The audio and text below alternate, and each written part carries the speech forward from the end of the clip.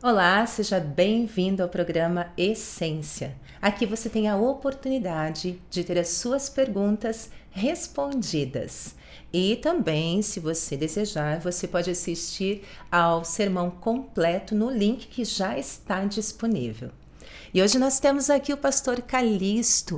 O pastor Calixto é doutor em teologia aplicada. Também é o primeiro ancião aqui da Igreja Adventista do Juvevê. Seja muito bem-vindo, pastor Calixto. Obrigado, Luciana. Eu me sinto honrado estar aqui para responder alguma coisa dentro dos nossos limites, fazendo o melhor.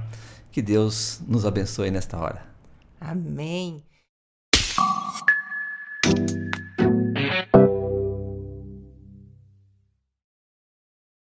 E nós temos aqui já algumas perguntas. A primeira pergunta que nós temos aqui é do Laércio Pereira. Ele pergunta o seguinte: Pastor, como entender o período da porta de graça que acontece em nossos tempos, se contraditoriamente poderemos nos arrepender de nossos pecados em nosso último segundo de vida? Muito bem, boa pergunta, do Laércio. Nós temos que analisar, Luciana, que nesse mundo tudo terá um fim. Deus já profetizou, já informou os profetas, né, que assim como a terra teve o seu começo, ela terá um fim, ou seja, ela será renovada. E o ser humano tem um período de vida, e nesse período é o período que ele tem para decidir de que lado ele quer estar. E a Bíblia Sagrada nos informa que haverá um tempo que a graça vai se encerrar. E aí continuará o justo, como nós já dissemos na mensagem, né, pregada, que o justo continuará na prática da justiça e o injusto na prática da injustiça. Então, o que é bom vai melhorar e o que é ruim vai piorar. E está em Apocalipse 22, verso 11. Então, enquanto a graça, todos têm chance de se arrepender, inclusive no último minuto, no último instante. Porém, essa graça em algum momento vai se encerrar, como nós já dissemos, e nós não devemos deixar para a última hora ou para o último instante a tomar uma decisão importante que vai redundar em vida eterna ou morte eterna, né? Então, não sabemos quando a porta da graça vai se fechar, se é hoje, se é amanhã. Inclusive, para a pessoa que morre, já se fecha hoje, já se fecha no instante da morte. Então, o certo é enquanto há vida. Por isso que a Bíblia fala: hoje, se ouvirdes a minha voz, não endureçais os vossos corações. Então, por quê? Porque a porta da graça pode se fechar hoje, diante da morte. Mas também, em um outro instante, a porta da graça vai se fechar quando Jesus sair do lugar santo, do santuário celestial, onde ele se encontra intercedendo por nós, e ele então deixa de exercer a sua função de sumo sacerdote, de juiz, porque todos os casos terão já sido julgados. E aí vem agora somente a sentença, ou vida eterna ou morte eterna. Então tem essa relevância. Ok, muito obrigada, pastor. A segunda pergunta que nós temos aqui é do Teodoro Santos.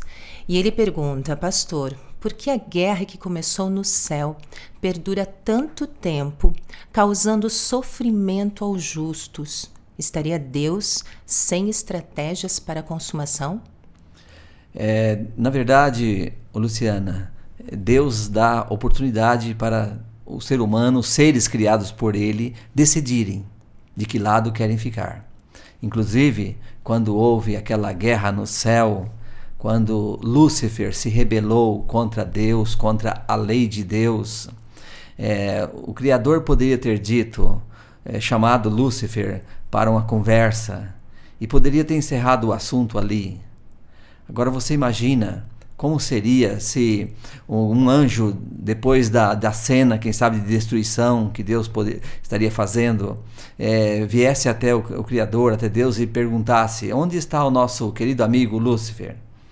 E Deus então teria que dizer: ele se foi. Mas se foi como? Ele foi morto. E mas como morrer? Não existia morte, não existia essa expressão, e não existia essa situação de morte, de tragédia. Então, Deus continuaria dizendo, e cuidado, se sair do caminho tem consequência, cuidado. Será que os anjos ficariam felizes adorando ao Criador diante de ameaça? Deus quer uma adoração desse tipo? Não, Deus quer uma adoração de amor. Deus quer que todos o adorem, né, por amor a Ele, entendendo o que significa esse Deus para a vida do ser humano, dos seres criados. Então, dessa maneira, Deus deu tempo, inclusive para Lúcifer no céu. Aí, depois de que já estava consumado o seu propósito maligno, aí houve guerra no céu. Apocalipse capítulo 12, fala, versos 7 até o 9, fala dessa guerra que houve no céu. E aí Lúcifer foi expulso para essa terra. E aí, então, outros mundos ficaram, segundo um registro de Ellen White, outros mundos ficaram assim na expectativa e também sem entender muitas coisas. Por quê? Será que Lúcifer está certo ou está errado? Aí Deus, então, em um momento, numa entrevista que Lúcifer pediu com Jesus, disse, e como ficará o céu sem essa multidão de anjos, a terça parte sendo expulsa, e não ficará vazio? E aí Jesus disse, eu estarei criando o ser humano na terra e estará substituindo os anjos caídos. E então, aí na terra, o ser humano foi tentado por Satanás e caiu, e pecou. Então, diante do pecado, e de imediato, o Pai Celeste, o Criador, veio estender a mão para o ser humano. Veio chamando o ser humano, onde você está? Por que você fez isto? E de imediato o Criador disse assim, eu irei à terra. E então Jesus fez essa declaração, eu vou para salvar o ser humano. Criatura não poderia salvar criatura. Então Deus se informou e no tempo certo ele veio. Jesus veio em forma de uma criança, um bebê, nasceu, cresceu, cumpriu a sua missão e estendeu a oportunidade da salvação para todos. Agora Deus está sendo injusto em demorar tanto. Eu até em algum momento brinco, graças ao nosso Deus, que Ele não veio há 62 anos atrás. Eu não teria nascido. Que oportunidade que eu tenho para ser salvo. Porém, essa oportunidade vai chegar um momento que não vai existir para todos, vai se encerrar. Então Deus não se preocupa tanto com a nossa primeira morte. Temos sofrimentos, temos dificuldades, mas você imagina o céu, você vivendo lá 500 anos, sem nenhuma dor de cabeça, dor nas costas, sem nenhum sofrimento. Você vai dizer, o que eu passei na terra foi fichinha, foi pouco demais. Aqui no céu agora tudo é perfeito, tudo é belo, tudo é maravilhoso. Então, Deus está sendo muito misericordioso. Inclusive no livro da Bíblia, na carta de 2 Pedro 3, verso 9, diz assim, não retarda o Senhor a sua promessa, como alguns a julgam demorada. Pelo contrário, Ele é longânimo para convosco, não querendo que nenhum pereça, senão que todos cheguem ao arrependimento. Então, esta aparente demora, porque não é uma demora é aquele que prometeu vir em um certo período ou em uma data e não cumpre. Aí ele está tardando, está demorando. Mas Deus não marcou data para vir. Ele não marcou data. Então, o plano de Deus é bem maior do que os nossos planos. Deus, na sua misericórdia, está ainda aguardando aquele que não tomou decisão, aquele que precisa estar do lado do Senhor. Então, Deus está estendendo esta graça para quem ainda não chegou até ela. Muito bem. E nós temos mais uma pergunta do Ricardo Bisi, e diz o seguinte, qual o momento ideal para o membro se preparar para a fuga das grandes cidades? Eu também posso dizer que essa pergunta é bastante relevante, porque no contexto contemporâneo atual, muitas pessoas cristãs bem intencionadas têm deixado as cidades, e o fato de deixar a cidade, só para contextualizar, é porque, inclusive tem uma autora chamada Ellen White, que nós sempre citamos e a temos como uma profetisa de Deus, ela diz que chegará um momento que o cristão deveria deixar a cidade, ir para o campo. E ela trabalha mais no contexto assim, da família, criar filhos longe dos perigos das cidades. Acontece que nós vemos conselhos dela nesse sentido, mas ela também fala da importância de evangelizar as cidades. para evangelizar, precisamos estar no meio, estar dentro da cidade. E entre os conselhos dela, de 100 conselhos, 25 ela diz para sair para o campo, e existem aí cerca de 75% dos conselhos relacionados aí a estar na cidade e evangelizar os grandes centros também. Então nós recomendamos que aonde estiver, o Espírito Santo de Deus pode trabalhar com a pessoa e pode usar essa pessoa para expandir o reino dos céus. O Espírito Santo pode fazer isto. O que cabe a cada um é analisar se tem condições de sair para a cidade, se é viável, né? Fazer questionamentos dessa natureza para não ser pego de surpresa. Por quê? Eu particularmente vivi alguns anos na roça e eu sei os limites, as dificuldades que existem na roça também, né? Para plantar, para fazer plantio, para às vezes receber alguns atendimentos médicos. Então tem vários, os perigos em algumas regiões na roça, no campo, são maiores do que na cidade. Então precisa analisar. Também vivi em grandes centros perigosíssimos, e eu sei que não é fácil viver em certas metrópoles, megalópolis aí, tem as dificuldades, e não é o melhor para nós em muitos contextos. Então por isso que deve ter sensatez, ter equilíbrio para sair. E Deus certamente vai orientando seus filhos. Quando já não tiver mais chance de pregar o evangelho, a porta da graça já terá sido fechada, então a perseguição aos cristãos será muito intensa. Seria talvez um momento de sair, mas com cautela sempre. Eu destaco esse aspecto, né? Porque já temos tido casos, e muitos casos, de pessoas que saem para a roça, para o campo, e depois tem que voltar, mas vendeu tudo que tinha na cidade e agora fica aí à mercê, talvez, da misericórdia de outros.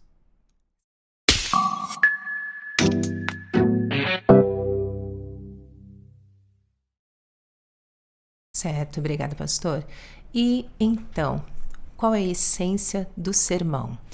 Pois bem, na verdade, Luciano, nós procuramos trazer um tema assim, relacionando aí ao tempo do fim, porque muitos questionam: meu Deus, que mundo é este?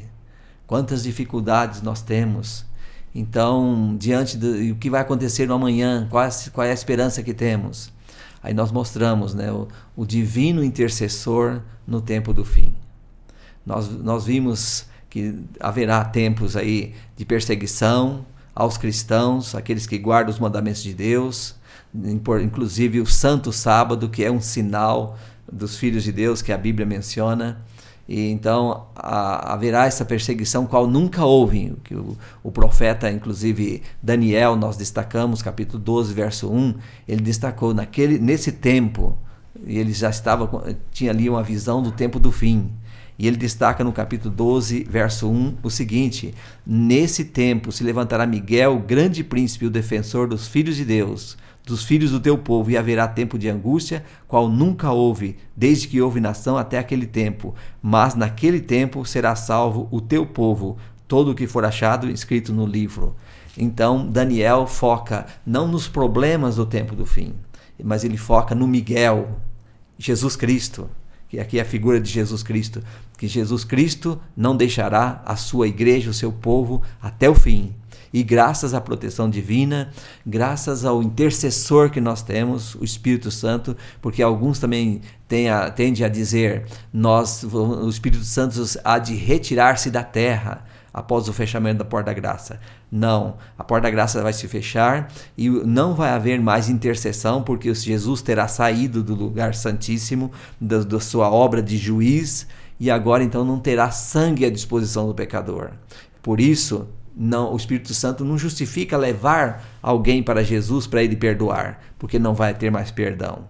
Porém, aos justos é prometido a constante presença de Deus. E graças à presença do Miguel, como disse aqui, de Jesus Cristo, os justos terão vitória, serão protegidos, serão cuidados como um ouro no meio do lamaçal. Um ouro no meio ou seja, uma pedra preciosa no meio aí de tantas coisas ruins que existem nesse mundo. Então nós teremos a proteção divina até o último momento. E isso nós tentamos destacar né, na nossa reflexão, destacar que sempre Jesus estará conosco e o Espírito Santo só há de assim terminar a sua obra quando entregar a igreja de Jesus nas mãos dele. O Espírito Santo recebeu de Jesus no Pentecostes e vai deixar somente quando nós estivermos nas mãos de Deus. Isso não é maravilhoso? Para mim é muito importante. Para mim é assim, algo que me anima, me alegra ser cristão, me alegra em andar com Jesus e saber que estamos seguros e bem seguros nas mãos dele. Isso é muito importante. Muito bem, Pastor Calixto, agradecemos muito a sua participação aqui no programa Essência. Vamos encerrar então com uma oração? Sim, vamos orar. Nosso Pai Celestial, louvamos o Teu nome mais uma vez, porque o Senhor tem um propósito para os Teus filhos e tem aí algo especial reservado para aqueles que hão de herdar a salvação, aqueles que buscam o Senhor a todo instante. Obrigado, Senhor, por este programa. Obrigado pela oportunidade de fazermos parte do povo, do Teu povo, e que o Senhor possa abençoar a nós, a todos os amigos, aqueles que, quem sabe, de uma forma ou de outra entram em contato com esta mensagem, que possam aí se preparar devidamente para viver uma vida conforme o desejo de Deus. Aceito o nosso agradecimento, Pai, em nome de Jesus rogamos. Amém, Senhor. Amém. Amém.